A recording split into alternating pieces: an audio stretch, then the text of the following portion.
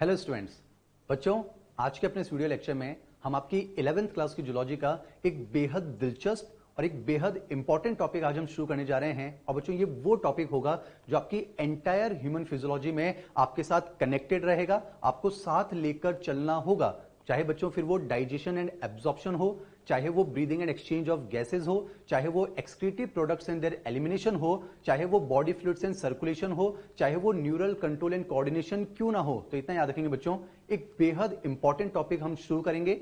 और एक चीज मैं आपको पहले बता दूं, इस टॉपिक में बच्चों कई सारी चीजें ऐसी होंगी, कई सारे एग्जाम्पल्स ऐसे होंगे जिन्हें आपको डायरेक्टली बाय हार्ट करना होगा, आपको मेमोराइज करना होगा। लेकिन मैं आपको यकीन दिला देना चाहता हूं बच्चों, इस टॉपिक को अगर आप मेरी सीक्वेंस में फॉलो करते हैं, अगर आप इस टॉपिक को मेरे फ्लो में समझते चले जाएंगे, तो वो सभी मेमोराइज करने वाली बातें आपके लिए बेहद आसान हो जाएगी। और बच्चों, इस टॉपिक की जो मैं बात कर रहा हूं वो है स्ट्रक्चरल ऑर्गेनाइजेशन इन एनिमल्स, जिसे हम प्यार से नाम देंगे बच्चों एनिमल टिश्यूज। और बच्चों, मैं आपको इतना और बता दूं, ये टॉपिक आपके 11th क्लास के बायोलॉजी के मॉडल नंबर 5 पर दिया हुआ है। साथ ही साथ आपके ये 11th क्लास की बायोलॉजी के एनसीईआरटी पेज नंबर 100 पर दिया हुआ है। ताकि बच्चों, इस टॉपिक को मैं एक बेहद सिंपल वर्ड के साथ शुरू करने जा रहा हूं। मैं उम्मीद करता हूं ये वर्ड आप सभी ने सुना होगा, आपके चेहरे पर मुस्कुराहट भी होगी, and that word is biology. तो आइए बच्चों, इस टॉपिक की हम शुरुआत करते हैं with the most simple word, that is biology. तो सुनिए बच्चों, the term biology is actually formed by the fusion of two different terms. एक होता है बच्चों bios and the another one is logos. आप जानते हैं बच्चों, लोगोस वर्ड का मतलब होता है टू स्टडी, यानी किसी चीज का अध्ययन करना। On the other hand, the term bios refers to life या फिर लिविंग बींग्स। यानी इन सिंपलेस्ट टर्म अगर मैं आपको बताऊं बच्चों, स्टडी ऑफ लाइफ या फिर study of living beings is known as biology. यानी बच्चों, जीवन का अध्ययन कहलाता है जीव विज्ञान। अब आपके सामने एक नया टर्म इंट्रोड्यूस किया है मैंने, दैट इज लाइफ। तो आइए बच्चों, इस लाइफ को हम समझते हैं। जैसा आप जानते हैं बच्चों, फिजिक्स केमिस्ट्री में आप पढ़ते हैं चार्ज एक प्रॉपर्टी है। सिमिलरली लाइफ जो है वो एक ऐसी प्रॉपर्टी बच्चों जिसके पास है उसको कहा जाता है लिविंग, और जिसके पास नहीं है उसको कहा जाता है नॉन लिविंग। तो आप बस इतना याद रखेंगे बच्चों, study of life is known as biology. अब बच्चों, मैं आपको एनसीईआरटी पेज नंबर 100 का फर्स्ट पैराग्राफ समझाने जा रहा हूं, आप मेरे साथ जुड़ने की कोशिश करें।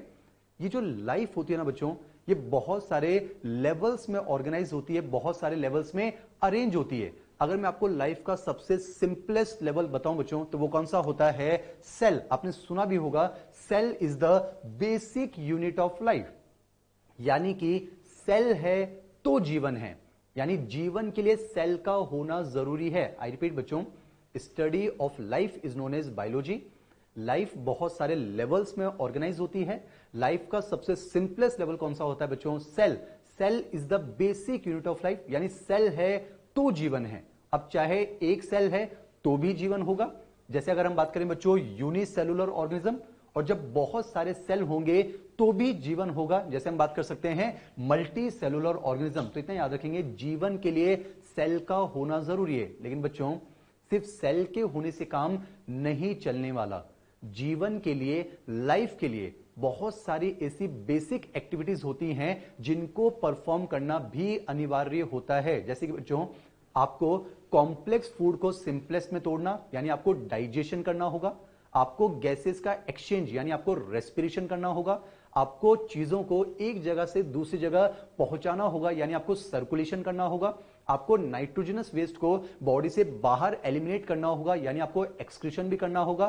साथ ही साथ आपको अपनी जनरेशन को आगे बढ़ाने के लिए आपको रिप्रोडक्शन भी करना होगा। यानी कि लाइफ के लिए सेल का होना जरूरी है, पर साथ ही साथ इन सभी बेसिक एक्टिविटीज का होना भी जरूरी है। तो बच्चों, अगर मैं बात करूं किसी यूनिसेलुलर ऑर्गेनिज्म की, फॉर एग्जाम्पल आप अमीबा की बात कर सकते हैं, बैक्टीरिया की हम बात कर सकते हैं, पेरीमिशियम की हम बात कर सकते हैं। तो बच्चों, इन यूनिसेलुलर ऑर्गेनिज्म के पास क्या है? एक सेल ही तो है बच्चों।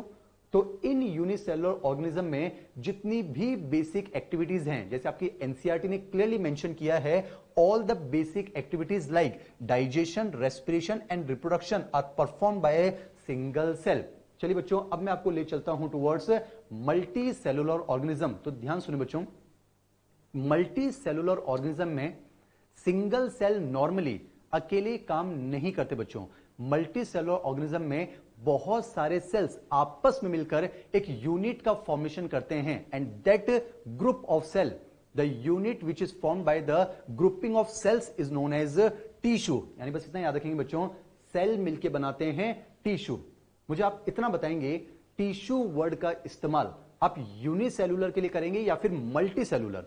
तो जाहिर सी बात है बच्चों, आपका आंसर होगा हम बात करेंगे अबाउट मल्टी सेल्यूलर ऑर्गेनिज्म। तो इतना याद रखेंगे, सेल मिलके बनाते हैं टिश्यूज। अब बच्चों आपके NCERT page number 100 second paragraph first line clearly लिखा हुआ है, the body of all the complex organism consist of only 4 basic types of tissues. यानी इतना याद रखेंगे, सेल मिलके बनाते हैं 4 टाइप के टिश्यूज। मैं आपको फिलहाल नाम बताना चाहूंगा बच्चों, epithelium tissue, connective tissue, muscular tissue and nervous tissue. तो इतना याद रखेंगे बच्चों, सेल्स मिलके बनाते हैं 4 टाइप के टिश्यूज। फिर क्या होता है बच्चों, यही 4 टाइप के टिश्यूज एक फिक्स्ड प्रोपोर्शन और पैटर्न में ऑर्गेनाइज होकर, एनसीईआरटी में लिखा हुआ है बच्चों, यही 4 टाइप के टिश्यूज एक स्पेसिफिक प्रोपोर्शन और पैटर्न में ऑर्गेनाइज होकर किसका फॉर्मेशन करते हैं बच्चों? ऑर्गन्स का। जैसे आप जानते हैं lungs, liver, kidney, gall bladder, intestine, stomach, brain, spinal cord, ये सभी क्या है बच्चों? ऑर्गन्स। तो इतना याद रखेंगे, सेल्स मिलके बनाते हैं 4 बेसिक टाइप के टिश्यूज, यही 4 टाइप के टिश्यूज मिलकर बनाते हैं ऑर्गन्स। फिर क्या होता है बच्चों, यही ऑर्गन्स आपस में फिजिकली एंड केमिकली इंटरैक्ट करते हैं बच्चों। आपके एनसीईआरटी ने लिखा है यही ऑर्गन्स आपस में फिजिकली एंड केमिकली इंटरैक्ट करते हैं। मैं आपको एक एग्जांपल बताना चाहूंगा बच्चों, जैसे हम जानते हैं लीवर, आप जानते हैं हमारा लीवर बाइलोब्ड होता है, उसमें लेफ्ट लोब छोटा होता है जबकि राइट लोब बड़ा होता है। आपको पता होगा बच्चों, लीवर के राइट लोब के नीचे एक छोटा सा बैग लाइक स्ट्रक्चर होता है जिसे हम कहते हैं गॉल ब्लैडर। लीवर भी एक ऑर्गन है, गॉल ब्लैडर भी एक ऑर्गन है। जैसे मैं बात कर सकता हूं यहां पर पेनक्रियास बच्चों, पेनक्रियास भी एक ऑर्गन है। और देखिए बच्चों, ये तीनों ऑर्गन्स हमारी स्मॉल इंटेस्टाइन के साथ, जो खुद एक ऑर्गन है, उसके साथ फिजिकली इंटरैक्ट करते हैं with the help of duct system. आपने सुना होगा बच्चों, हिपैटिक डक्ट्स होती हैं, सिस्टिक डक्ट होती हैं, बाइल डक्ट होती हैं, पेनक्रियाटिक डक्ट होती हैं, हिपैटो पेनक्रियाटिक डक्ट होती हैं। यानी बच्चों ये सभी ऑर्गन्स एक नए ऑर्गन के साथ with the help of duct system physically interact करते हैं। साथ ही साथ बच्चों ये आपस में केमिकली इंटरैक्ट भी तो करते हैं। जैसे आप जानते हैं लीवर और गॉल ब्लैडर जो हैं वो स्मॉल इंटेस्टाइन से केमिकली इंटरैक्ट करते हैं with the help of bile juice, जबकि पेनक्रियाज स्मॉल इंटेस्टाइन के साथ केमिकली इंटरैक्ट करता है with the help of pancreatic juice. आइए बच्चों मैं आपको फिर से एनसीईआरटी की तरफ ले चलता हूं। इतना याद रखेंगे, सेल्स मिलकर बनाते हैं 4 बेसिक टाइप्स ऑफ टिश्यूज, यही टिश्यूज एक स्पेसिफिक प्रोपोर्शन और पैटर्न में अरेंज होकर किसका फॉर्मेशन करते हैं बच्चों? ऑर्गन्स का। और यही ऑर्गन्स आपस में फिजिकली एंड केमिकली इंटरैक्ट करके किसका फॉर्मेशन करते हैं बच्चों?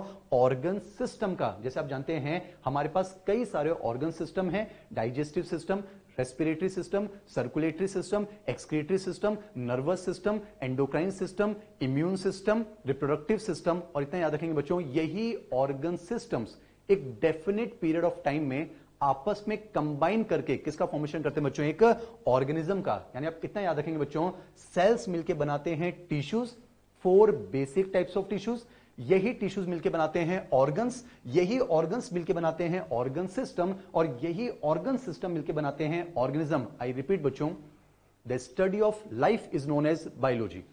लाइफ जो है वो बहुत सारे लेवल्स में ऑर्गेनाइज होती है। उसका सबसे सिंपलेस्ट लेवल कौन सा होता है बच्चों? सेल। सेल मिलके बनाते हैं 4 टाइप के टिश्यूज, टिश्यूज मिलके बनाते हैं ऑर्गन, ऑर्गन मिलके बनाते हैं ऑर्गन सिस्टम, ऑर्गन सिस्टम मिलके बनाते हैं ऑर्गेनिज्म। और एक ऑर्गेनिज्म सर्वाइव करता है, चाहे वो यूनिसेलुलर ऑर्गेनिज्म हो या फिर वो मल्टी सेलुलर ऑर्गेनिज्म हो। मैं फिर से रिपीट कर दूं बच्चों, हम एनसीईआरटी पेज नंबर 100 के फर्स्ट पैराग्राफ को यहां पर समझने की कोशिश कर रहे हैं। मेरे साथ कनेक्ट रहेंगे बच्चों। सेल्स मिलके बनाते हैं टिश्यूज, टिश्यूज मिलके बनाते हैं ऑर्गन्स, ऑर्गन्स मिलके बनाते हैं ऑर्गन सिस्टम, और ऑर्गन सिस्टम मिलके बनाते हैं एक एंटायर ऑर्गेनिज्म। और बच्चों एक ऑर्गेनिज्म सर्वाइव करता है क्यों? क्योंकि एक ऑर्गेनिज्म की बॉडी में चाहे सेल्स हो, चाहे टिश्यूज हो, चाहे ऑर्गन हो या फिर ऑर्गन सिस्टम हो, सबने अपना अपना काम बांट रखा है बच्चों। और काम को बांटने की जो प्रॉपर्टी होती है that is known as division of labour. इसे कहा जाता है श्रम का विभाजन। यानी बच्चों अगर मैं रिवर्स में आपको समझाऊं, हम एक ऑर्गेनिज्म है, हमारी बॉडी बनी होगी ऑर्गन सिस्टम से, वो ऑर्गन सिस्टम बने होंगे ऑर्गन से, वो ऑर्गन्स बने होंगे टिश्यू से, और वो टिश्यूज बने होंगे सेल्स में, और हम ऑर्गेनिज्म होकर सरवाइव करते हैं। क्यों? क्योंकि हमारी बॉडी में इन सभी स्ट्रक्चर्स ने अपने अपने फंक्शन को डिवाइड कर चुका है, यानी इनमें देखने को मिलता है डिवीजन ऑफ लेबर। मैं आपको एग्जांपल्स के थ्रू समझाता हूं बच्चों, जैसे कि हर एक लेवल पर मैं आपको समझाऊंगा, आप ध्यान सुने बच्चों। जैसे हम बात करें सेलुलर लेवल, हमारी बॉडी में जितने भी सेल्स हैं बच्चों, उन सब ने अपना फंक्शन डिवाइड कर रखा है। जैसे कि मैं एक बहुत ही फेमस सेल की बात करने जा रहा हूं, RBC, red blood cell. Red blood cells का फंक्शन होता है मेनली गैसेस के ट्रांसपोर्टेशन में हेल्प करना।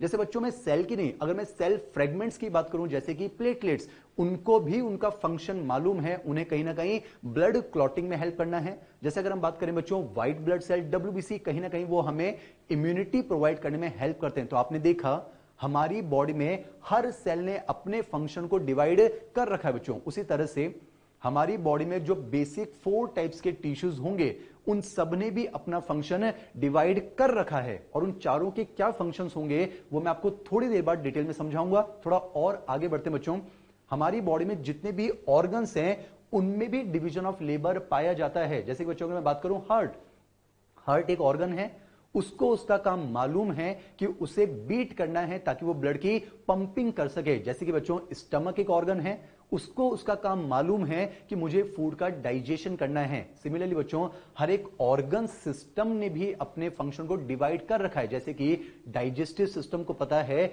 मुझे फूड का डाइजेशन करना है, सर्कुलेटरी सिस्टम को पता है मुझे चीजों को सर्कुलेट करना है, रिप्रोडक्टिव सिस्टम को पता है मुझे जनरेशन को आगे बढ़ाने में हेल्प करना है, एक्सक्रीटरी सिस्टम को पता है कि मुझे नाइट्रोजनस वेस्ट को बॉडी से बाहर एलिमिनेट करवाना है। तो इतना याद रखेंगे बच्चों, सेल मिलके बनाते हैं टिश्यूज, टिश्यूज मिलके बनाते हैं ऑर्गन, ऑर्गन मिलके बनाते हैं ऑर्गन सिस्टम, ऑर्गन सिस्टम मिलके बनाते हैं ऑर्गेनिज्म, और एक ऑर्गेनिज्म सरवाइव करता है। क्यों? क्योंकि एक ऑर्गेनिज्म की बॉडी में इन सभी स्ट्रक्चर्स ने अपने अपने फंक्शन को डिवाइड कर रखा है। और बच्चों काम को डिवाइड करने की जो प्रॉपर्टी होती है that is known as division of labour. आइए बच्चों, अब मैं आपको जो हमने टॉपिक शुरू किया है उसका हेडिंग मैं आपको समझाना चाह रहा हूं, that is structural organisation in animals.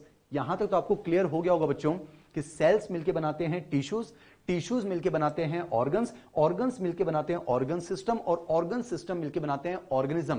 थोड़ा रिवर्स चलते हैं बच्चों, फिलहाल मैं आपको सिर्फ इस टॉपिक का हेडिंग समझा रहा हूं, मेरे साथ कनेक्ट रहेंगे बच्चों। मैं पढ़ाऊंगा ज्यादा नहीं, मैं समझाऊंगा ज्यादा। सुनिए बच्चों, जाहिर सी बात है मैं एक ऑर्गेनिज्म हूं, तो मेरी बॉडी का जो कंप्लीट स्ट्रक्चर है वो किससे मिलकर बना होगा? ऑर्गन सिस्टम से। बच्चों ये ऑर्गन सिस्टम किससे मिलकर बने होंगे? ऑर्गन से।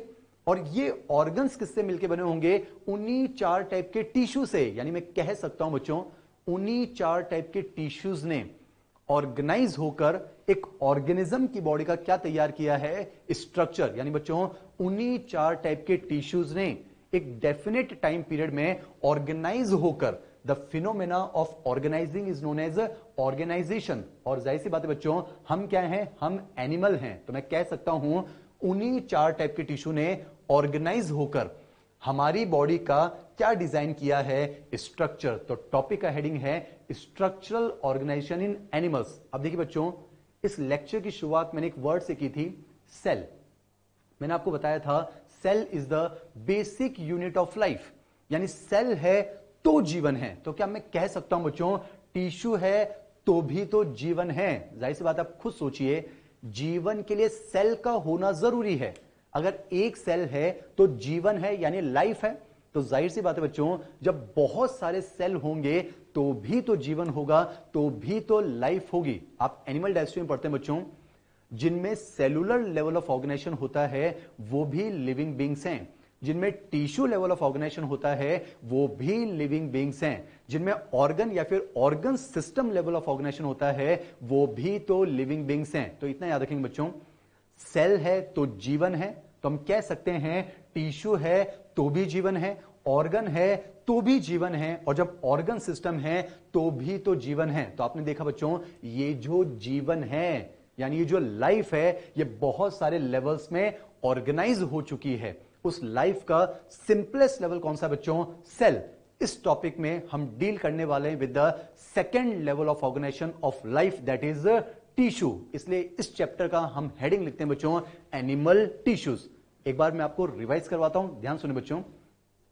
Study of life is known as biology. Life जो है वो बहुत सारे लेवल्स में ऑर्गेनाइज हो चुकी है। हमें पढ़ना है the second level of organisation, कौन सा? टिश्यू। तो आइए बच्चों, मैं आपको NCERT page number 100 first paragraph line number 10 पर ले चलता हूं, जहां पर हम टिश्यू की टेक्निकल डेफिनेशन पढ़ने जा रहे हैं। पहले तो आप मुझे बस इतना बताइए बच्चों, टिश्यू वर्ड का इस्तेमाल आप यूनिसेलुलर ऑर्गेनिज्म के लिए करेंगे या फिर मल्टी सेलुलर? तो जाहिर सी बात है आपका जवाब होगा अबाउट मल्टी सेलुलर ऑर्गेनिज्म। मुझे एक बात बताइए बच्चों, टिश्यू इज ए सेल और एक ग्रुप ऑफ सेल, तो आपका यहां पर फिर आंसर होगा tissue is a group of cell. मैं आपको बता चुका हूं बहुत सारे सेल मिलकर एक यूनिट बनाते हैं जिसे हम कहते हैं टिश्यू। तो एनसीईआरटी की डेफिनेशन पर चलते हैं बच्चों, शुरू करने जा रहे हैं एनिमल टिश्यू। एनसीईआरटी ने लिखा है tissue is a group of similar sales. अब देखिए बच्चों, ये जो सिमिलर वर्ड है इसमें भी कई सारी बातें छिपी हुई हैं, यानी ये तो कंफर्म है बहुत सारे सेल्स मिलकर टिश्यू बनाते हैं। एनसीईआरटी ने लिखा है सिमिलर सेल्स मिलकर टिश्यू बनाते हैं। तो यहां पर डाउट आ सकता है कि वो जो सेल्स होंगे उनका स्ट्रक्चर सिमिलर है या फिर डिसिमिलर है, उनका फंक्शन सिमिलर है या फिर डिसिमिलर है, उनका ओरिजिन सिमिलर है या फिर डिसिमिलर है। तो ध्यान सुनिए बच्चों, एनसीईआरटी ने लिखा है tissue is a group of similar sales. मैं यहां पर इस सिमिलर वर्ड को एक्सपेंड कर रहा हूं आपके लिए। आप ध्यान सुनिए बच्चों, टिश्यू के अंदर जो सेल्स होंगे उनका स्ट्रक्चर सिमिलर या फिर डिसिमिलर हो सकता है। मैंने यहां पर पहली कंडीशन मेंशन की बच्चों, tissue is a group of cells which are either similar or dissimilar in structure. दूसरा पॉइंट याद रखेंगे बच्चों, टिश्यू के अंदर जो सेल्स होंगे इंडिविजुअली उनका फंक्शन भी सिमिलर या फिर डिसिमिलर हो सकता है। सेकेंड कंडीशन मेंशन करता हूं, tissue is a group of cells either similar dissimilar in function, but the most important is tissue is a group of cells which always have a common origin, यानी उन सभी sales का origin हमेशा same होना चाहिए। जैसे बच्चों मैं आपको एक एग्जांपल बताता हूं, आप ध्यान सुनेंगे। आपने एक वर्ड सुना होगा बच्चों, blood. Blood is also a tissue. आने वाले लेक्चर्स में हम समझेंगे बच्चों ब्लड एक कनेक्टिव टिश्यू है। अब देखिए, ब्लड एक टिश्यू है, इसका मतलब ब्लड इज ऑल्सो एक ग्रुप ऑफ सेल्स। आपने सुना होगा ब्लड में हम 3 सेल्स की बात करते हैं, आरबीसीज, डब्ल्यूबीसीज एंड सेल फ्रेगमेंट्स होते हैं एक्चुअली, दैट इज प्लेटलेट्स। खास बात समझे बच्चों, इन तीनों सेल्स का स्ट्रक्चर डिसिमिलर होता है। आपको आइडिया होना चाहिए, आरबीसीज बाइकॉन्केव होते हैं, जबकि डब्ल्यूबीसीज अमीबॉइडल होते हैं और प्लेटलेट्स डिस्क लाइक होते हैं। यानी आपने देखा बच्चों, ब्लड के जो तीनों सेल्स हैं उनका स्ट्रक्चर डिसिमिलर होता है। स्ट्रक्चर की बात क्या करें बच्चों, उन तीनों का इंडिविजुअल लेवल पर फंक्शन भी तो अलग होता है। आप जानते हैं बच्चों, आरबीसीज का फंक्शन होता है गैसेस को ट्रांसपोर्ट करना, डब्ल्यूबीसीज का फंक्शन होता है कहीं ना कहीं बॉडी को प्रोटेक्शन प्रोवाइड करना, इम्यूनिटी प्रोवाइड करना, और प्लेटलेट्स का फंक्शन होता है ब्लड क्लॉटिंग में हेल्प करना। पर खास बात है बच्चों, इन तीनों सेल्स का ओरिजिन हमेशा सेम होता है। ये हमारी रेड बोन मैरो में उसी स्टेम सेल से बनते हैं, और मैं यहां पर यह भी कह सकता हूं इन तीनों सेल्स का ओरिजिन मीजोडर्मल होता है। तो आइए बच्चों एक बार फिर से रिपीट करते हैं, आप ध्यान सुनेंगे। Study of life is known as biology. Life बहुत सारे लेवल्स में ऑर्गेनाइज होती है। हम लाइफ का सेकेंड लेवल पढ़ने जा रहे हैं, that is tissue. Tissue is a group of similar sales. I repeat, structure similar dissimilar हो सकता है, फंक्शन सिमिलर डिसिमिलर हो सकता है, पर उनका ओरिजिन हमेशा सिमिलर होना चाहिए। और बच्चों टीश्यू की डेफिनेशन यहीं पर कंप्लीट नहीं होती है। आपकी एनसीईआरटी ने आगे लिखा है tissue is a group of similar sales along with intercellular substances, यानी बच्चों उन सेल्स के बीच में कुछ सब्सटेंसेस का होना जरूरी है, और ये सब्सटेंसेस का मेन फंक्शन होगा उन सेल्स को आपस में जोड़कर रखना, उनको यूनाइटेड रखना, ताकि वो सेल्स एक यूनिट की फॉर्म में कंबाइंड रह सके। बच्चों अगर देखिए सेल्स के बीच में सब्सटेंस नहीं होंगे तो सेल्स साथ नहीं रहेंगे, और जब ग्रुप ऑफ सेल ही नहीं होगा तो टिश्यू जैसे ऑर्गेनाइजेशन का फॉर्मेशन नहीं हो सकता है। तो इतना याद रखेंगे बच्चों, tissue is a group of similar cell. Similar में तीनों कंडीशंस आपको याद रखनी है, अलोंग विद इंटरसेलुलर सब्सटेंसेस। बच्चों सेल के बीच में ये जो सब्सटेंसेस होंगे इनको और भी कई नाम से बुलाया जाता है। इसको आप मैट्रिक्स कह सकते हैं, इसको आप ग्राउंड सब्सटेंस कह सकते हैं। बस इतना याद रखेंगे, इन इंटरसेलुलर सब्सटेंस का मेन फंक्शन होता है टिश्यू के अंदर जो सेल्स हैं उनको आपस में ग्रुप बनाकर रखना, उनको यूनाइटेड वे में रखना। और डेफिनेशन आगे ले चलता हूं बच्चों, tissue is a group of similar sales along with intercellular substances performing a specific function and such an organization is known as tissue। अब देखिए बच्चों, एक बार फिर से रिवाइज करते हैं। बार बार रिवाइज इसलिए कर रहे हैं ताकि आपको इस क्लास के दौरान ही चीजें याद हो जानी चाहिए। तो इतना याद रखेंगे बच्चों, study of life is known as biology. Life बहुत सारे लेवल्स में ऑर्गेनाइज होती है। सेल मिलके बनाते हैं टिश्यू, टिश्यू मिलके बनाते हैं ऑर्गन, ऑर्गन मिलके बनाते हैं ऑर्गन सिस्टम, ऑर्गन सिस्टम मिलके बनाता है ऑर्गेनिज्म। और एक ऑर्गेनिज्म सर्वाइव करता है क्यों? क्योंकि उसकी बॉडी में इन सब ने अपना अपना काम बांट रखा है। काम को बांटना कहा जाता है बच्चों डिवीजन ऑफ लेबर। हम पढ़ रहे हैं the second level of organisation that is tissue. NCERT की definition, tissue is a group of similar cell, either similar disciplinary structure, either similar disciplinary function, always have a common origin along with the intercellular substances performing a specific function। कुछ golden की points हैं और ये आपको directly memorise करने होंगे। जैसे कि बच्चों, word animal tissue was coined by Bichat, ये एज इट इज आपके मॉडल में मेंशन है, आप वहां से स्टडी कर सकते हैं। और एक और खास बात बच्चों, जब मॉडल का नाम आया है, मैं चाहूंगा कि इस लेक्चर के या फिर आने वाले लेक्चर्स के दौरान आप अपने मॉडल को अपने सामने रखेंगे ताकि आपको ये कंफर्म हो जाए कि मॉडल को हर एक स्टेटमेंट को हम यहां पर कवर करेंगे। तो आप इतना याद रखेंगे, study of tissue is known as histology. बच्चों, हिस्टो वर्ड का मतलब ही होता है टिश्यू और लॉजी का मतलब होता है टू स्टडी। तो इंपॉर्टेंट चीज याद रखेंगे, study of tissue is known as histology. और हिस्टोलॉजी के फादर भी वही हैं जिन्होंने वर्ड एनिमल टिश्यू दिया था, कौन? बाइचेट। और बच्चों, टिश्यू की जब हम डिटेल्ड स्टडी करते हैं that is known as microscopic anatomy and founder of microscopic anatomy is Marcello Malpighi. अब चलिए बच्चों, मैं आपको फिर से एनसीईआरटी के स्टेटमेंट की तरफ ले चल रहा हूं, आप ध्यान सुनेंगे। सेल मिलके बनाते हैं 4 basic type of tissues. NCERT ने लिखा है the body of all the complex animal consist of only 4 basic type of tissues. यानी बच्चों, इस टॉपिक में एनिमल टिश्यूज में हम 4 बेसिक टिश्यूज के बारे में बात करेंगे। नाम मैं आपको बता चुका हूं, epithelial tissue, connective tissue, muscular tissue and nervous tissue. अब बच्चों, वैसे इस चैप्टर में हम 2 टिश्यूज के बारे में डिटेल में स्टडी करेंगे। The one is epithelial tissue and the another one is connective tissue. बच्चों, जो रिमेनिंग 2 टिश्यूज हैं, मस्कुलर टिश्यू और नर्वस टिश्यू, ये आने वाले अलग चैप्टर्स में आपको डिटेल में बताए जाएंगे। मस्कुलर टिश्यू आप पढ़ेंगे लोकोमोशन एंड मूवमेंट में, जबकि नर्वस टिश्यू आप पढ़ेंगे न्यूरल कंट्रोल एंड कोऑर्डिनेशन में। तो बच्चों, इन 2 टिश्यूज को अब हम स्टडी करें उससे पहले मैं आपको इन चारों टिश्यूज के बेसिक फंक्शन समराइज कर देना चाहता हूं। देखिए बच्चों, with the help of A table आप मेरे साथ कनेक्ट होंगे। मैंने आपसे कहा सेल्स मिलके बनाते हैं 4 टाइप के टिश्यूज, और मैंने आपसे यह भी कहा था बच्चों, ये चारों टाइप के टिश्यूज अपना अपना फंक्शन परफॉर्म करते होंगे। यानी कि इन चारों टाइप के टिश्यूज में भी क्या देखने को मिलता है बच्चों? Division of labour. तो मैं आपको डिवीजन ऑफ लेबर समझाने जा रहा हूं, पर उससे पहले एक काम करते हैं, इनके ओरिजिन के बारे में बात कर लेते हैं। तो आप ध्यान सुनिए बच्चों, कनेक्टिव टिश्यू का ओरिजिन मीजोडर्मल होता है, ये आपको याद रखना है। जैसे हमने बात करी बच्चों blood, blood is a connective tissue, तो ब्लड का ओरिजिन भी मीजोडर्मल होता है। अगर हम बात करें बच्चों नर्वस टिश्यू, तो नर्वस टिश्यू का ओरिजिन एक्टोडर्मल होता है। चाहे आप न्यूरॉन्स की बात करें, आप मैक्सिमम न्यूरोग्लियल सेल्स की बात करें, इनका ओरिजिन एक्टोडर्मल होता है। बात करने जा रहा हूं मस्कुलर टिश्यू। यहां पर इंटरेस्टिंग चीज आपको याद रखनी बच्चों, मस्कुलर टिश्यू का ओरिजिन वैसे तो मीजोडर्मल होता है, पर यहां पर मैंने मेंशन किया है विद ए फ्यू एक्सेप्शंस। ये आपको याद होना चाहिए बच्चों, हमारी आईज में आइरिस की मसल और सीलियरी बॉडी की जो मसल्स होती हैं वो एक्टोडर्मल होती हैं। तो इन्हें याद रखेंगे, कनेक्टिव टिश्यू मीजोडर्मल होता है, नर्वस टिश्यू एक्टोडर्मल होता है, मस्कुलर टिश्यू में मैक्सिमम मसल्स मीजोडर्मल होती हैं with a few exception.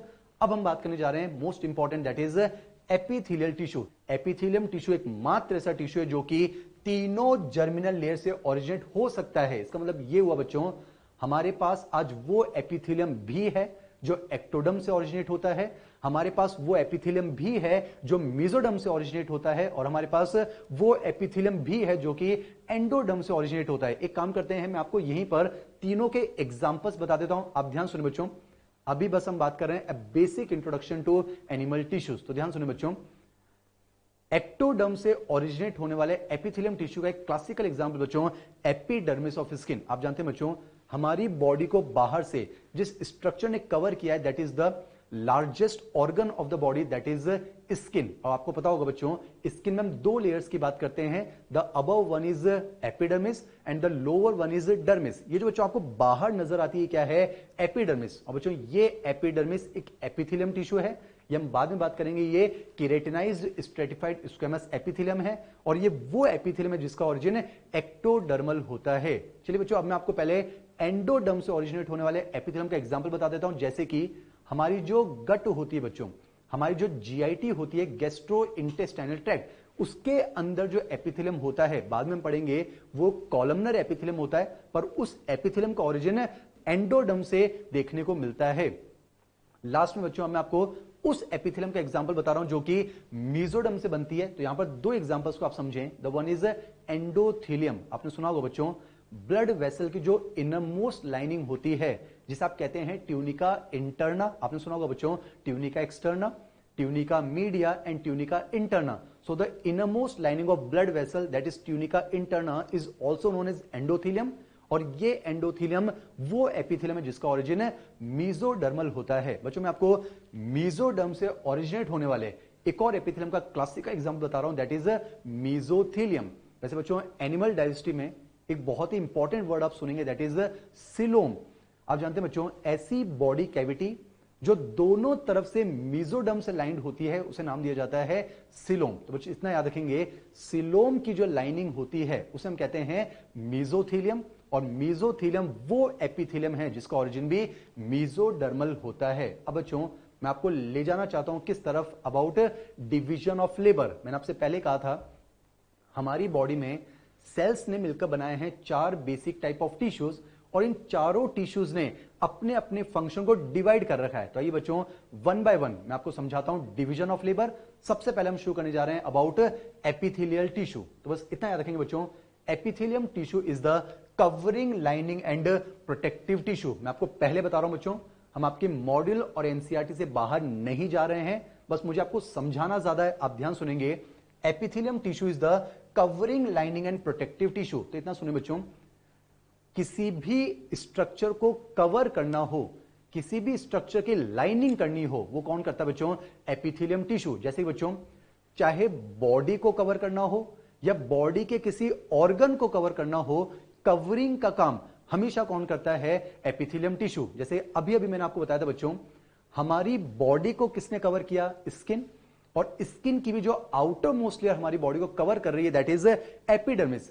Epidermis ने हमारी बॉडी को कवर कर रखा है, और कवर कर रखा है तो ये कौन सा टिश्यू बच्चों, एपिथेलियम टिश्यू। तो एपिथेलियम टिश्यू कवर करने का काम करता है। देखिए बच्चों, अब बॉडी को कवर करना हो एपिथेलियम टिश्यू, या बॉडी के किसी ऑर्गन को कवर करना हो, फॉर एग्जांपल मान लेते हैं बच्चों मैं अपनी बॉडी से किसी होलो ऑर्गन को बाहर निकालता हूं। फॉर एग्जांपल मान लेते हैं मैंने स्टमक को बाहर निकाला। बच्चों किसी भी होलो ऑर्गन को आप दो तरीके से कवर कर सकते हैं। मान लेते हैं बच्चों ये होलो ऑर्गन है, किसी भी होलो ऑर्गन को एक तो आप बाहर से कवर कर सकते हैं, साथ ही साथ आप उसको अंदर से कवर कर सकते हैं। जाहिर सी बात है बच्चों, जब आप बाहर से कवर करेंगे तो आप एक्सटर्नल इन्वायरमेंट यानी आउटसाइड वाले इन्वायरमेंट को फेस करेंगे, और जब आप अंदर से कवर करेंगे तो आप इंटरनल इन्वायरमेंट यानी कि बॉडी फ्लूइड को फेस करेंगे। मैं इस बात पर एम्फेसिस इसलिए दे रहा हूं क्योंकि मुझे आपको एनसीईआरटी का एक बेहद इंपॉर्टेंट स्टेटमेंट समझाना है। ध्यान सुनिए बच्चों, एपिथेलियम टिश्यू बाहर से भी कवर करता है और अंदर से भी कवर करता है। इतना याद रखेंगे, जब बाहर से कवर करता है तो वो कवरिंग कहलाता है। क्या कहलाता है बच्चों, कवरिंग। और जब अंदर से कवर करता है तो वो लाइनिंग कहलाता है। क्या कहलाता है बच्चों, लाइनिंग। तो इतना याद रखेंगे, एपिथेलियम टिश्यू जब बाहर से कवर करता है तो वो कवरिंग कहलाता है, और जब अंदर से कवर करता है तो वो लाइनिंग कहलाता है। तभी आपकी एनसीईआरटी एक बेहद इंपॉर्टेंट लाइन मेंशन करती है, epithelium tissue has a free surface. Epithelium tissue has a free surface which faces either the outside environment or the internal environment that is body fluid and forms a covering or lining. तो इतना याद रखेंगे बच्चों, चाहे body को cover करना हो या बॉडी के किसी ऑर्गन को कवर करना हो या फिर लाइनिंग करनी हो, ये फंक्शन हमेशा किसका होगा? Epithelium tissue. अगला फंक्शन यहां पर लिखा हो बच्चों प्रोटेक्शन। ये तो आप इम्यून सिस्टम में पढ़ते ही बच्चों।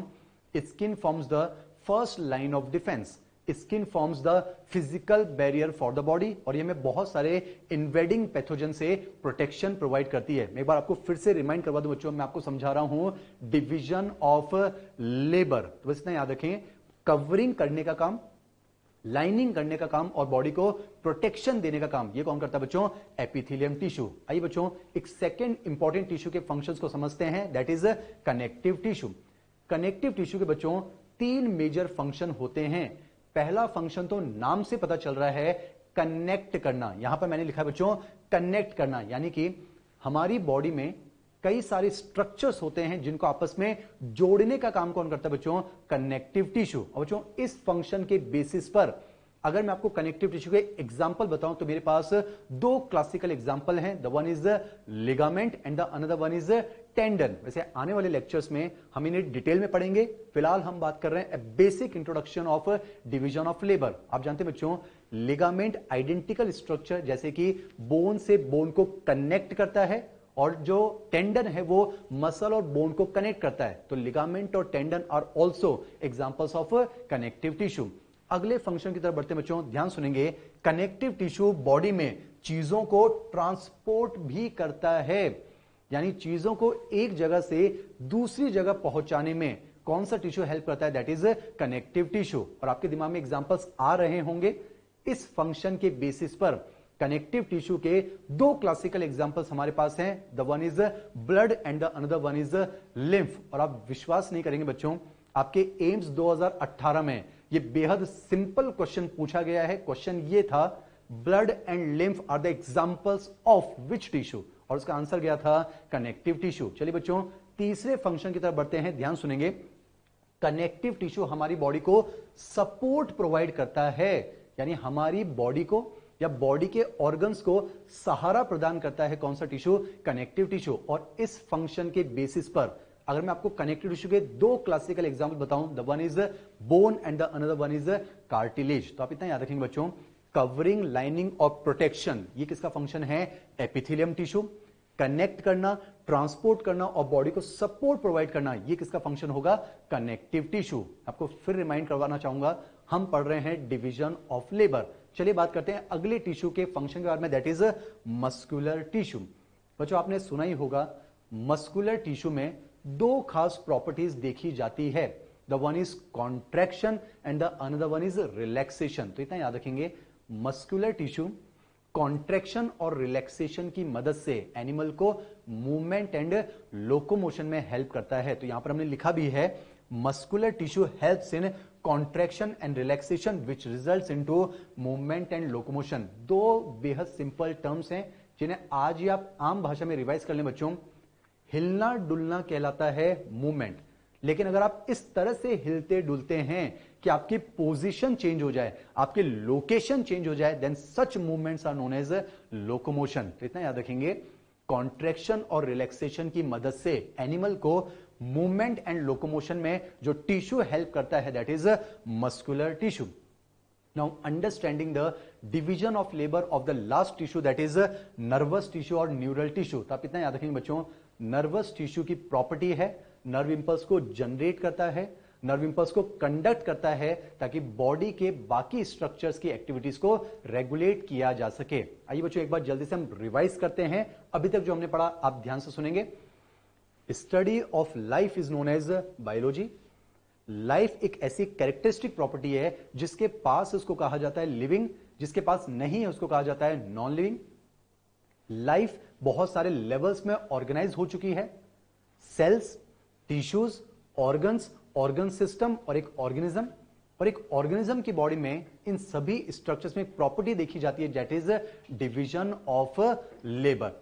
अब देखिए बच्चों, मैंने आपसे पहले कहा एनिमल टिश्यूज टॉपिक में हम 2 टिश्यूज को डिटेल में पढ़ने जा रहे हैं। तो सबसे पहले एक बेहद इंपॉर्टेंट टिश्यू जो हम शुरू करने जा रहे हैं, दैट इज एपिथेलियम टिश्यू। आप मेरे साथ कनेक्ट होंगे, आपके मॉड्यूल का भी पहला पेज चल रहा है बच्चों, और हम एनसीईआरटी के पेज नंबर 101 पर आ चुके हैं। आइए शुरू करते हैं बच्चों, एपिथेलियम टिश्यू।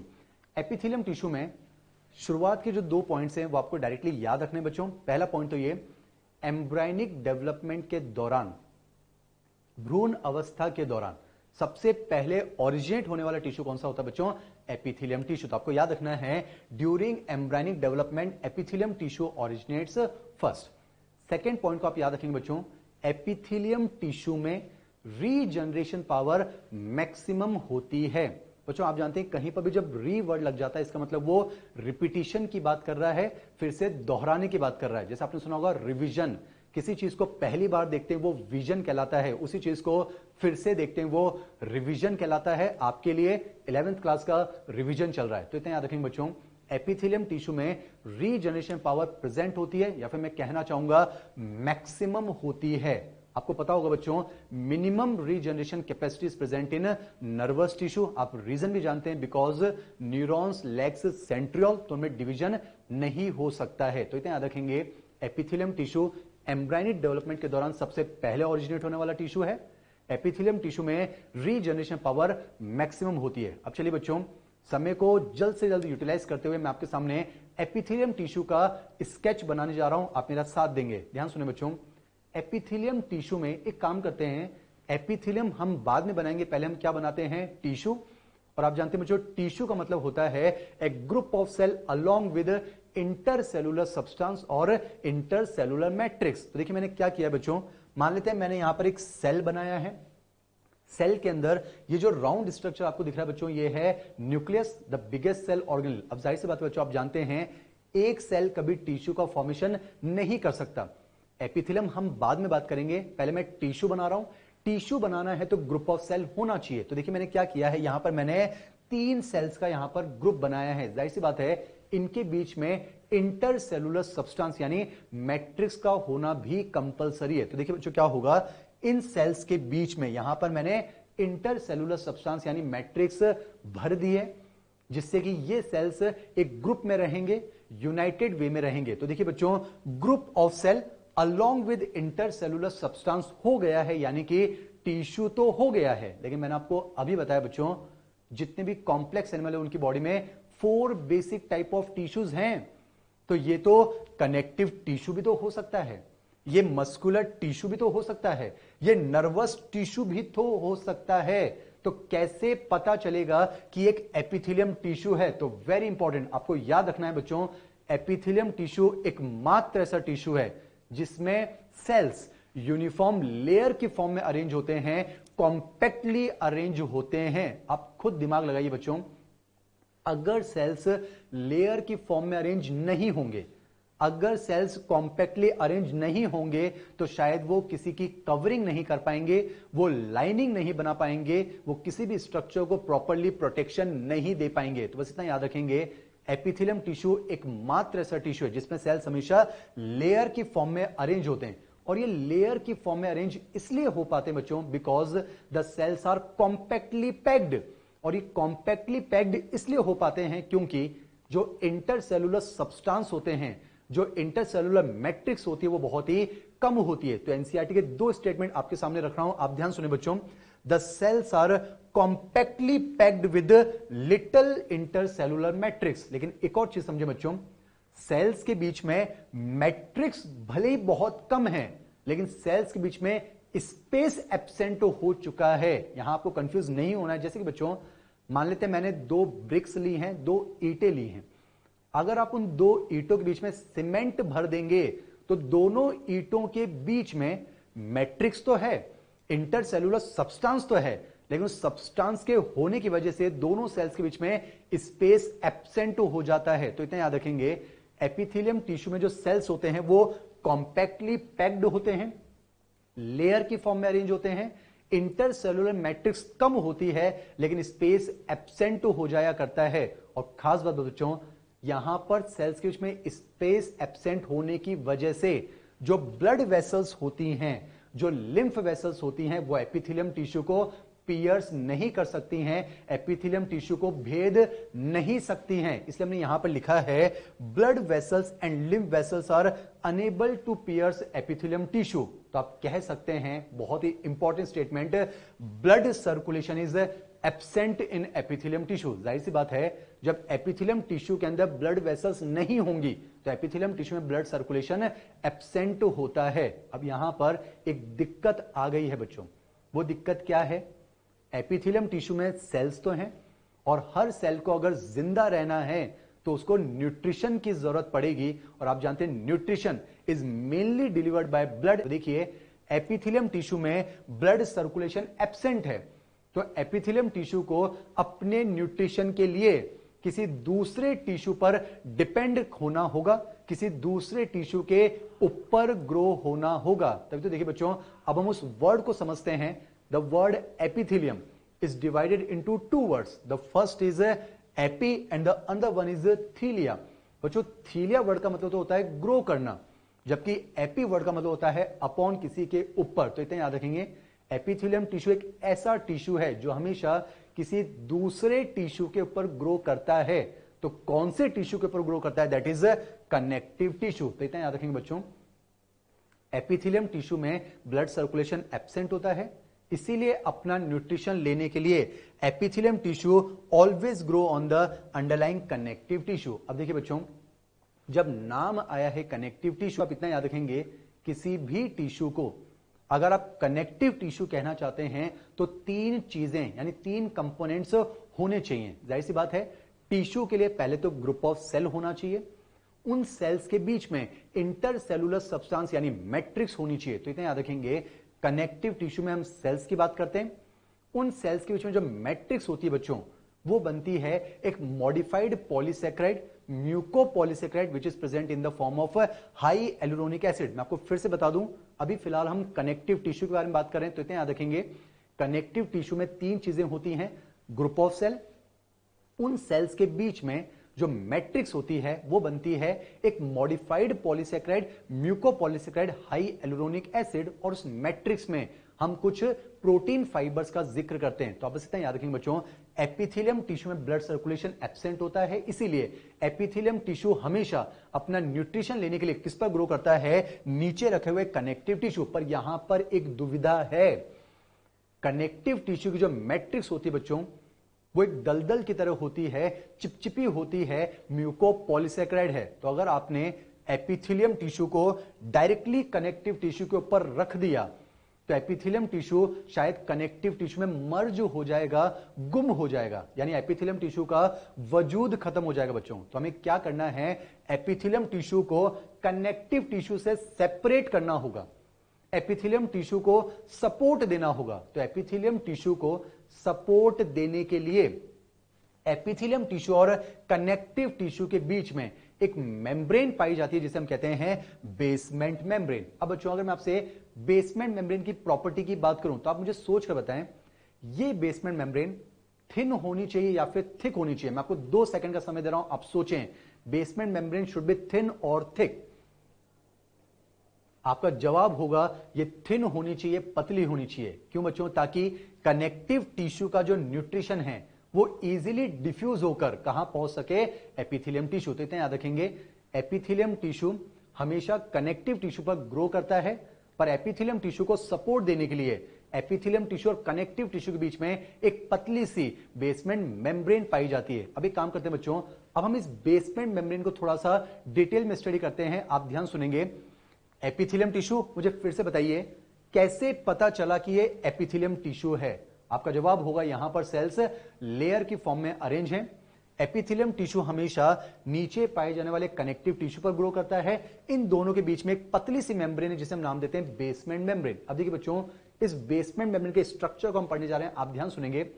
ये जो बेसमेंट मेम्ब्रेन आपको नजर आ रही है, इसको हम 2 लेयर में डिवाइड करते हैं। देखिए यहां पर हमने इसको 2 लेयर में डिवाइड किया बच्चों। ये जो ऊपर वाली लेयर है इसे मैं नाम देता हूं बेसल लेमिना, और जो नीचे वाली लेयर है इसे नाम देते हैं फाइब्रस लेमिना। यानी आप कह सकते हैं basal lamina plus fibrous lamina is equal to single basement membrane. अब देखिए बच्चों, लेमिना वर्ड का मतलब तो होता है लेयर्स। नाम से पता चल रहा है ये एक ऐसी लेयर है जो कि एपिथेलियम टिश्यू के बेस पर है, इसलिए इसका नाम है बेसल लेमिना। और ये ऐसी लेयर है जिसमें कहीं ना कहीं फाइबर्स देखने को मिलेंगे, इसलिए इसका नाम है फाइब्रस लेमिना। अब 1 बाय 1 दोनों के बारे में बात करते हैं, आप ध्यान से सुनेंगे बच्चों। ये जो एपिथेलियम टिश्यू के सेल्स होते हैं, आप जानते हैं सेल्स के अंदर हम रफ एंडोप्लाज्मिक रेटिकुलम की बात कर सकते हैं, जिनका मेन फंक्शन होता है प्रोटीन का सिंथेसिस यानी ट्रांसलेशन करना। तो एक्चुअली क्या होता है बच्चों, ये जो एपिथेलियम टिश्यू के सेल्स हैं ये प्रोटीन का फॉर्मेशन करते हैं। किसका फॉर्मेशन करते हैं बच्चों? प्रोटीन का फॉर्मेशन करते हैं। बाद में उस प्रोटीन का मॉडिफिकेशन करते हैं, यानी पोस्ट ट्रांसलेशन मॉडिफिकेशन होता है, और मॉडिफिकेशन के तौर पर उस प्रोटीन पर कार्बोहाइड्रेट ग्रुप अटैच किया जाता है। आप प्रीफिक्स यूज कर सकते हैं ग्लाइको। तो ऐसा प्रोटीन जिस पर ग्लाइको अटैच हो, हम कह सकते हैं ग्लाइकोप्रोटीन। तो एक्चुअली में क्या होता है बच्चों, एपिथेलियम टिश्यू के जो सेल्स होते हैं ये ग्लाइकोप्रोटीन का फॉर्मेशन करते हैं, और साथ ही साथ उस ग्लाइकोप्रोटीन को ये अपनी बेसल सरफेस से सिक्रीट कर दिया करते हैं। यानी एपिथेलियम टिश्यू के जो सेल हैं ये ग्लाइकोप्रोटीन बनाते हैं, और बनाने के बाद उस ग्लाइकोप्रोटीन को अपनी निचली सतह से सिक्रीट कर देते हैं, और ये ग्लाइकोप्रोटीन यहां पर एक्युमुलेट हो जाता है, और ग्लाइकोप्रोटीन के एक्युमुलेशन से एपिथेलियम टिश्यू के बेस पर ये जो लेयर तैयार हुई है इसे नाम दिया जाता है बेसल लेमिना। यानी मैं कह सकता हूं basal lamina is made up of glycoprotein and it is formed और सीक्रेटेड बाय एपिथेलियम टिश्यू और एपिथेलियल सेल्स। आइए बच्चों हम बात करते हैं अबाउट फाइब्रस लेमिना। आप ध्यान सुनेंगे, फाइब्रस लेमिना के नीचे कौन है बच्चों? Connective tissue. मैंने आपसे कहा था कनेक्टिव टिश्यू में हम सेल्स की बात करेंगे, हाई एलुरोनिक एसिड से बनी मैट्रिक्स की बात करेंगे, और हम कुछ प्रोटीन फाइबर्स की बात करते हैं जैसे collagen fibre, elastic fibres and reticular fibre. तो एक्चुअली में क्या होता है बच्चों, कनेक्टिव टिश्यू की जो मैट्रिक्स होती है यानी हाई एलुरोनिक एसिड, उसका मूवमेंट हमें फाइब्रस लेमिना में देखने को मिलता है। साथ ही साथ जो प्रोटीन फाइबर्स होते हैं जैसे collagen fibre, elastic fibre, reticular fibres, इन हम डिटेल में बाद में पढ़ेंगे, इनका मूवमेंट भी हमें फाइब्रस लेमिना में देखने को मिलता है। लेकिन जो कनेक्टिव टिश्यू के सेल्स होते हैं उनका मूवमेंट हमें इस लेयर में देखने को नहीं मिलता है। तो बस इतना याद रखेंगे, हाई एलुरोनिक एसिड और प्रोटीन फाइबर से मिलकर बेसमेंट मेम्ब्रेन की जो लेयर तैयार हुई है इसी का नाम क्या है? Fibrous lamina. यानी आप कह सकते हैं fibrous lamina is composed of high hyaluronic acid and matrix in which protein fibers are found suspended। तो इतना याद रखेंगे, फाइब्रस लेमिना को सीक्रेट किसने किया बच्चों? Connective tissue. अब इंपॉर्टेंट स्टेटमेंट आप ध्यान से सुनेंगे, basal lamina is secreted by epithelium tissue, on the other hand fibrous lamina is secreted by connective tissue. तो अगर आपसे सवाल पूछा जाए basement membrane is secreted by which tissue, तो आपका आंसर होना चाहिए both epithelium and connective tissue.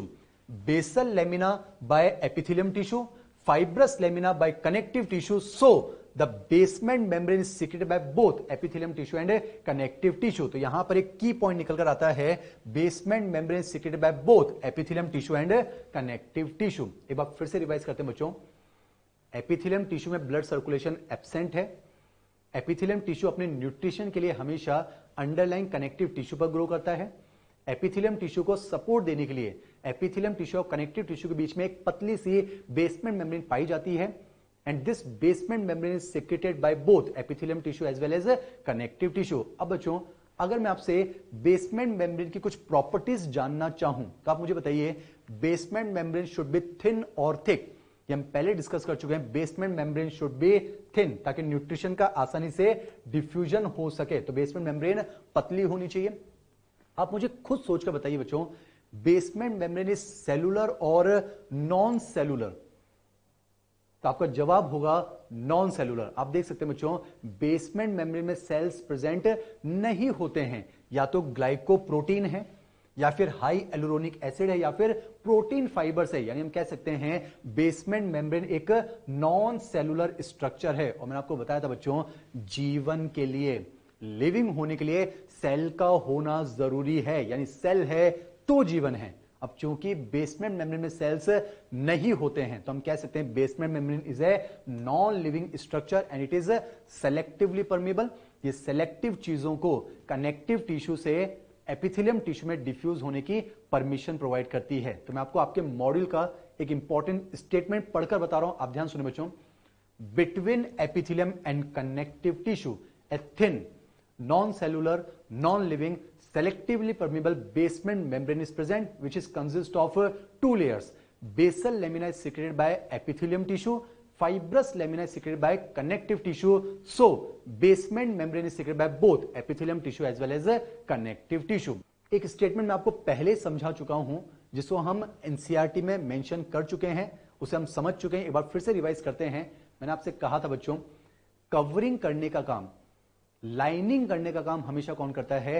Epithelium tissue. और मैंने आपको बताया था बच्चों, जब बाहर से कवरिंग करेगा तो वो कवरिंग कहलाएगा, जब अंदर से कवर करता है तो वो लाइनिंग कहलाता है। जैसे कि आप इन डायग्राम से इजीली समझ सकते हैं, यहां पर एक कार है बच्चों, कार को आपने कवर किया है बाहर से, तो ये एक्चुअल में कवरिंग है बच्चों। और देखिए यहां पर कार का जो इंटरनल पार्ट है, आप उसको अंदर से कवर कर रहे हैं तो ये लाइनिंग कहलाता है। तो एनसीईआरटी का स्टेटमेंट फिर से रिवाइज करते हैं, epithelial tissue has a free surface which faces either the external environment, outside environment or the body fluid to form a covering and lining respectively.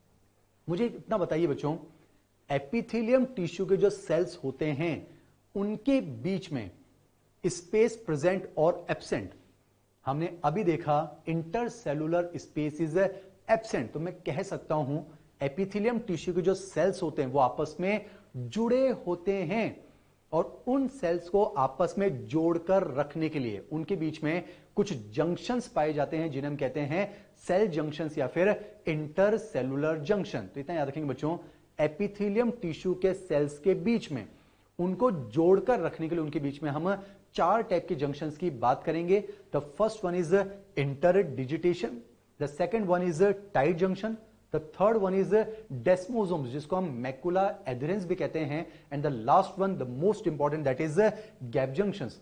पर इस टॉपिक को मैं शुरू करूं उससे पहले एक इंपॉर्टेंट बात मैं आपको बता देना चाहता हूं बच्चों, ये चारों टाइप के जंक्शंस चारों टाइप के टिश्यूज में पाए जा सकते हैं।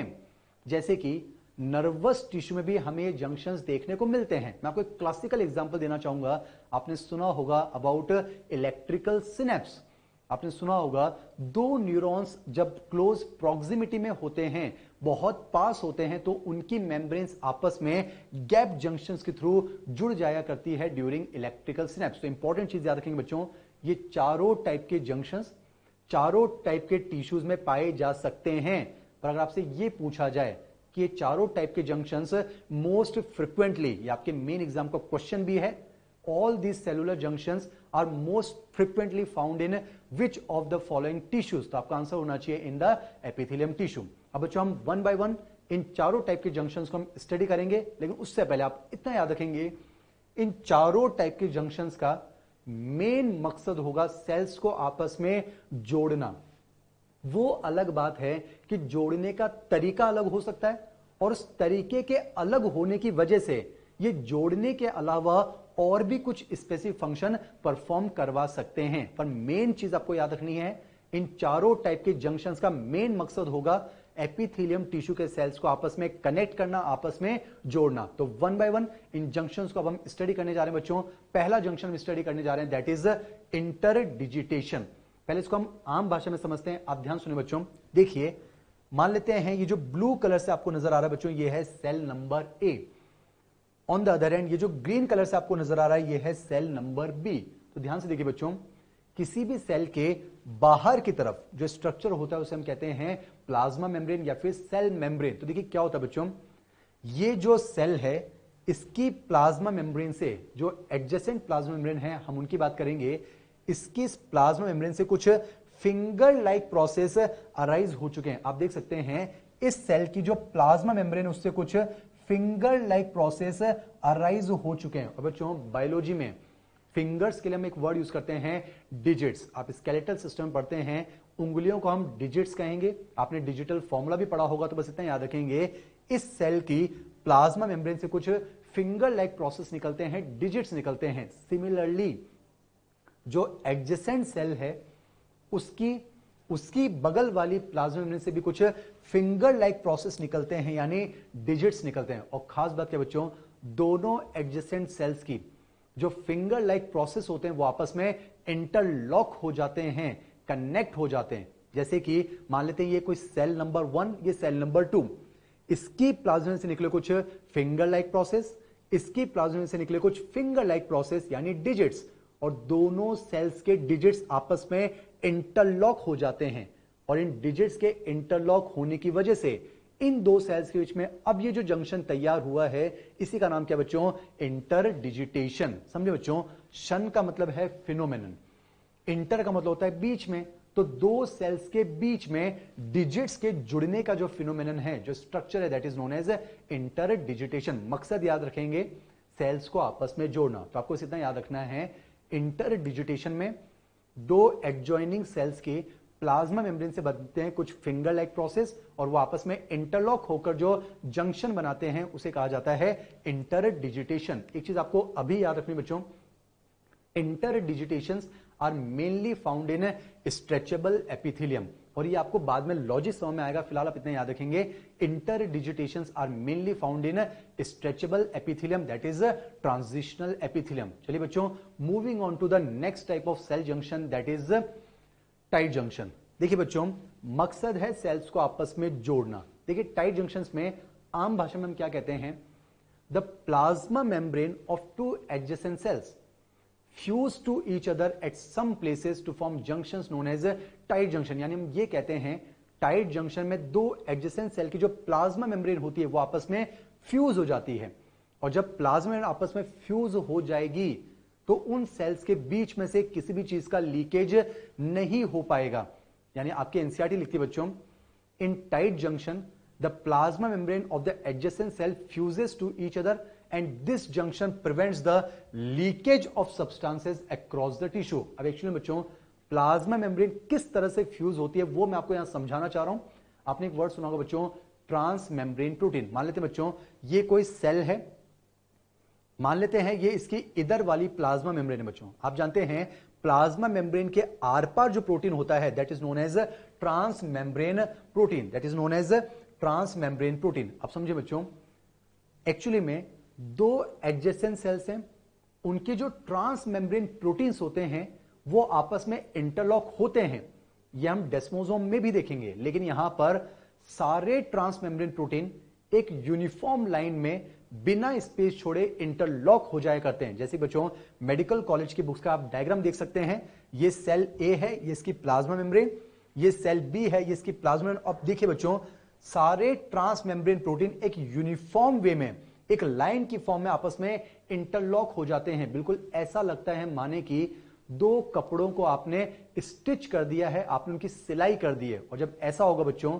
तो यहां से टिश्यू के अक्रॉस, यहां से किसी भी चीज का लीकेज नहीं हो पाएगा। तो आप बस इतना याद रखेंगे, in tight junction the plasma membrane of adjacent cell fuse to each other. और इतना याद रखेंगे, this type of junction prevents the leakage of substances across the tissue. अगर हम एग्जांपल्स की बात करें, tight junctions are mainly found in the columnar epithelium. चलिए बच्चों अब हम तीसरे जंक्शन की तरफ बढ़ रहे हैं, very important junction, that is desmosomes. पहले तो आप इतना याद रखें, desmosomes are also known as macula adherens. समझे बच्चों, मैक्यूला वर्ड का मतलब होता है स्पॉट, एडहेर वर्ड का मतलब होता है जोड़ना या फिर चिपकाना। वैसे तो चारों टाइप के जंक्शन ही सेल्स को आपस में जोड़ते हैं बच्चों, तो इन्हीं को मैक्यूला एडेरेंस क्यों कहा गया, क्योंकि बच्चों ये जंक्शंस दो सेल्स को बेहद मजबूती के साथ जोड़ते हैं।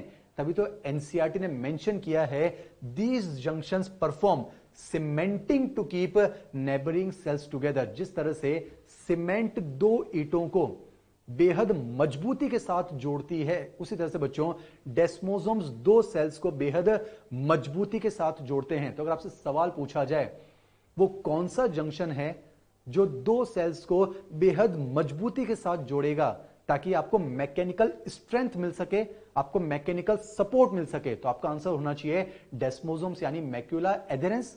These junctions provide cementing between the neighbouring cells. अब देखिए बच्चों ये जंक्शन कैसे बनते हैं वो मैं आपको समझा रहा हूं, आप ध्यान से सुनेंगे। देखिए मान लेते हैं ये है सेल नंबर 1, वैसे सेल पूरा इस तरह से है, ये उसकी उधर वाली प्लाज्मा में यहां पर दिखाई गई है। सिमिलरली यहां पर है सेल नंबर 2, ये इसकी इधर इसके क्लोज प्लाज्मा में यहां पर आपको दिखाई गई है। खास बात क्या बच्चों, ये सेल नंबर 1 की प्लाज्मा में है, ये रेड कलर से दिखाए गए ट्रांस मेम्ब्रेन प्रोटीन। सिमिलरली ये एडजेसेंट सेल के ट्रांस मेम्ब्रेन प्रोटीन, और देखिए बच्चों ये ट्रांस मेम्ब्रेन प्रोटीन आपस में ओवरलैप हो जाया करते हैं इंटरलॉक हो जाते हैं। ध्यान सुनेंगे ताकि गलती ना हो जाए। ट्रांस मेम्ब्रेन प्रोटीन आपस में इंटरलॉक हो गए हैं, ओवरलैप हो जाया करते हैं। और देखिए बच्चों, यहां पर इन ट्रांस मेम्ब्रेन प्रोटीन को स्ट्रेंथ देने के लिए जंक्शन खुद मजबूत होगा, तभी तो वो मजबूती प्रदान करेगा। तो देखिए बच्चों, ये जो ट्रांस मेम्ब्रेन प्रोटीन है, ये एक डिस्क लाइक प्रोटीन प्लेट में एम्बेडेड हो जाया करते हैं। ये जो ग्रीन कलर से आपको दिख रही है, ये है डिस्क लाइक प्रोटीन प्लेट। और इस डिस्क लाइक प्रोटीन प्लेट में केराटिन जैसे प्रोटीन से बने कुछ इंटरमीडिएट फाइबर्स होते हैं, वो इस प्लेट में एम्बेडेड हो जाया करते हैं। और केराटिन लाइक प्रोटीन से बने वो जो इंटरमीडिएट फाइबर्स होते हैं, उन्हें नाम दिया जाता है टोनोफाइब्रिल्स। तो इतना याद रखेंगे बच्चों, transmembrane protein of the two adjacent cells overlap with each other.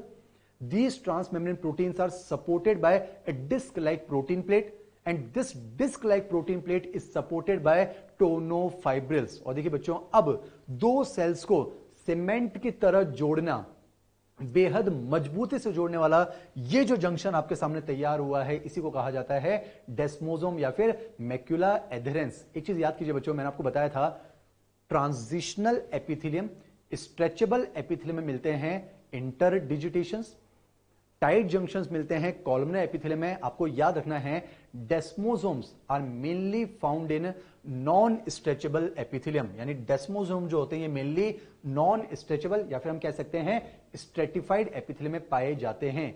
Now moving on to the last type of junction, that is gap junction. ध्यान सुने बच्चों, गैप जंक्शन और डेस्मोसोम में डिफरेंस को आपको ऑब्जर्व करना है। यहां पर भी क्या होगा, दो एडजॉइनिंग सेल्स के, जैसे सेल नंबर 1 सेल नंबर 2, दोनों एडजॉइनिंग सेल्स के ट्रांस मेम्ब्रेन प्रोटीन्स यहां पर जुड़ रहे हैं। पर बच्चों, डेस्मोसोम और गैप जंक्शन में यह डिफरेंस है कि डेस्मोसोम में जो ट्रांस मेम्ब्रेन प्रोटीन्स होते हैं वो आपस में इंटरलॉक हो जाया करते हैं, जबकि गैप जंक्शन में ट्रांस मेम्ब्रेन प्रोटीन इंटरलॉक होने की बजाय वो एक सीरीज में अलाइन हो जाया करते हैं।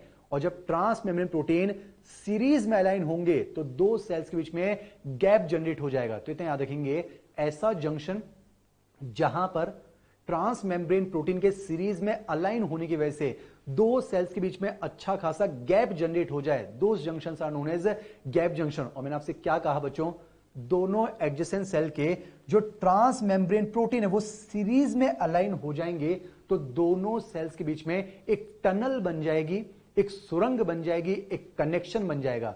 That connection is known as connexon. और बच्चों, जब एक टनल बन जाएगी तो उस टनल की मदद से दोनों सेल्स के साइटोप्लाज्म आपस में कनेक्ट हो जाएंगे, यानी दोनों सेल्स आपस में कम्युनिकेट करने लगेंगे। यानी बच्चों, इधर से चीज इधर आने लगेंगी और इधर से चीज उधर जाने लगेंगी। तो इतना आप याद रखेंगे बच्चों, एनसीईआरटी क्लियरली मेंशन करती है gap junction allows the two adjoining cells to communicate with each other by joining their cytoplasm। अब मैंने कहा इधर की चीज इधर आ सकती है, इधर की चीज उधर जा सकती है बच्चों, पर कैसी चीजें आप खुद सोचें, छोटी चीजें या फिर बड़ी चीजें। क्या ऐसा होगा यहां का न्यूक्लियस निकलकर यहां आ जाएगा? ऐसा हरगिज नहीं होगा। जाहिर सी बात है बच्चों, जो स्मॉल मॉलिक्यूल्स होते हैं, जैसे आप आयंस की बात कर सकते हैं, हम वाटर की बात कर सकते हैं, छोटे साइज के जो मॉलिक्यूल्स होते हैं उनका रैपिड ट्रांसफर हो सकता है।